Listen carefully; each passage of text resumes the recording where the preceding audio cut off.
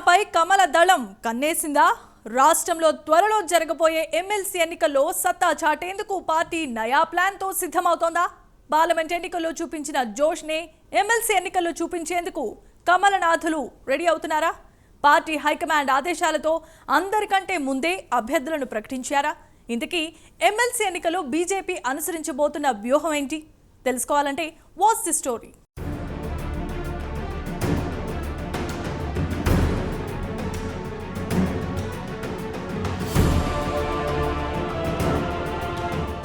తెలంగాణ రాష్ట్రంలో 2029లో అధికారంలోకి రావడమే లక్ష్యంగా కాషాయ దళం ముందుకు వెళుతూ వ్యూహాలకు పదును పెడుతోంది. రాష్ట్రంలో కాషాయ జెండా ఎగరవేయాలి అంటే గ్రౌండ్ లెవెల్లో పార్టీని బలోపేతం చేయాలని అధిష్టానం రాష్ట్ర నాయకత్వానికి ఆదేశాలు జారీ చేసింది. పార్లమెంట్ ఎన్నికల్లో చూపించిన జోష్ని త్వరలో జరగనున్న ఎమ్మెల్సీ, స్థానిక సంస్థలు, జీహెచ్ఎంసీ ఎన్నికల్లో కూడా కొనసాగించాలని బీజేపీ శ్రేణులకు రాష్ట్ర నాయకత్వం దిశానిర్దేశం చేస్తోందట. దానిలో భాగంగానే త్వరలో జరగనున్న ఎమ్మెల్సీ ఎన్నికల్లో విజయమే లక్ష్యంగా తెలంగాణ బీజేపీ ముందుకు వెళుతోంది. స్థానిక సంస్థల ఎన్నికల కంటే ముందే ఎమ్మెల్సీ ఎన్నికలు రాబోతుండటంతో అధికార, ప్రతిపక్ష పార్టీల కంటే ముందే 3 ఎమ్మెల్సీ ఎన్నికలకు అభ్యర్థులను ఇప్పటికే బీజేపీ అధిష్టానం ప్రకటించి సమరంలో అందరికంటే ముందు వరుసలో నిలిచింది.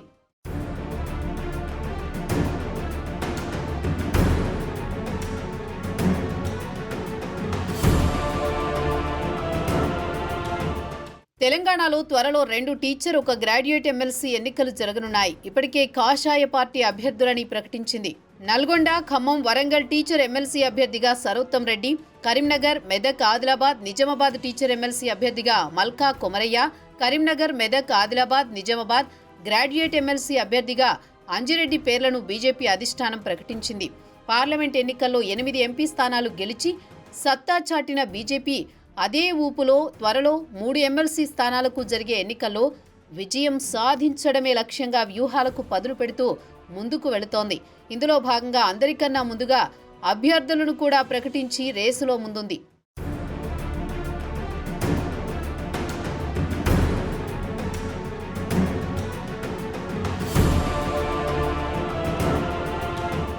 నల్గొండ, ఖమ్మం, వరంగల్ టీచర్ ఎమ్మెల్సీ అభ్యర్థిగా బరిలోకి దిగిన సరోత్తం రెడ్డి స్వస్థలం వరంగల్ జిల్లా. 21 ఏళ్ల పాటు ప్రభుత్వ ఉపాధ్యాయుడిగా, 10 ఏళ్ల పాటు ప్రధానోపాధ్యాయుడిగా పనిచేశారు. 2012 నుంచి 2019 వరకు పీఆర్టీయూ రాష్ట్ర ప్రధాన కార్యదర్శిగా కొనసాగారు. ఉపాధ్యాయుల సమస్యలపై పలుమార్లు తన గళాన్ని వినిపించారు. ఇక కరీంనగర్, మెదక్, ఆదిలాబాద్, నిజామాబాద్ టీచర్ ఎమ్మెల్సీ అభ్యర్థిగా మల్కా కొమరయ్య స్వస్థలం పెద్దపల్లి జిల్లా. ఉస్మానియా యూనివర్సిటీ నుంచి BE పూర్తి చేశారు.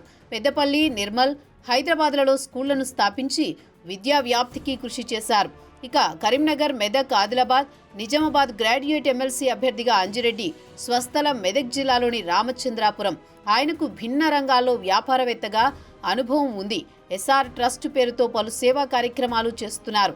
ఆయన సతీమణి గోదావరి సంగారెడ్డి జిల్లా బీజేపీ అధ్యక్షురాలిగా కొనసాగుతున్నారు.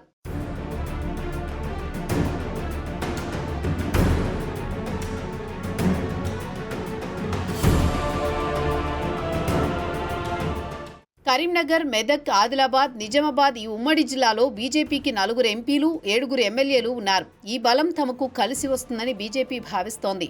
దీంతో పాటు నల్గొండ, ఖమ్మం, వరంగల్ ఉపాధ్యాయ ఎమ్మెల్సీ నియోజకవర్గానికి జరగనున్న ఎన్నికల్లో కూడా సత్తా చాటాలని పార్టీ అధిష్టానం ఉవ్విళ్లూరుతోంది. అభ్యర్థులను ప్రకటించడమే ఆలస్యం. వారంతా అప్పుడే ప్రచారంలో మునిగి తేలుతున్నారు. తమని గెలిపిస్తే రాబోయే రోజుల్లో ఏం చేస్తామో అనే అంశాలను వివరిస్తూ ప్రచారాన్ని ముమ్మరం చేశారు కాషాయ పార్టీ అభ్యర్థులు. కేంద్రంలో బీజేపీ సర్కార్ ఉందని, రాష్ట్రంలో కూడా డబుల్ ఇంజిన్ సర్కార్ రావాలంటే కమలం పార్టీనే గెలిపించాలని అభ్యర్థులు కోరుతున్నారు. బీజేపీతోనే దేశం డెవలప్ అవుతుందని, కాంగ్రెస్తో అది సాధ్యం కాదని నేతలు వివరిస్తున్నారు. శాసన మండలిలోకి అడుగు పెట్టేందుకు తమను గెలిపిస్తే నియోజకవర్గ జిల్లాలను మరింత డెవలప్ చేస్తామని హామీల వర్షం కురిపిస్తున్నారు. విద్యారంగంలో విప్లవాత్మకమైన మార్పులను తీసుకొచ్చి విద్యారంగాన్ని గాడిలో పెడతామని ధీమా వ్యక్తం చేస్తున్నారు.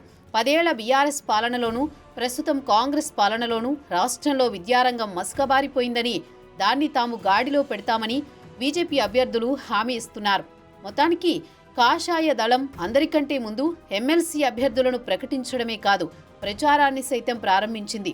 మరి 3 ఎమ్మెల్సీ స్థానాలకు జరిగే ఎన్నికల్లో పార్టీ సత్తా చాటుతుందా లేదా తెలియాలంటే ఎన్నికల వరకు వేచి చూడాల్సిందే.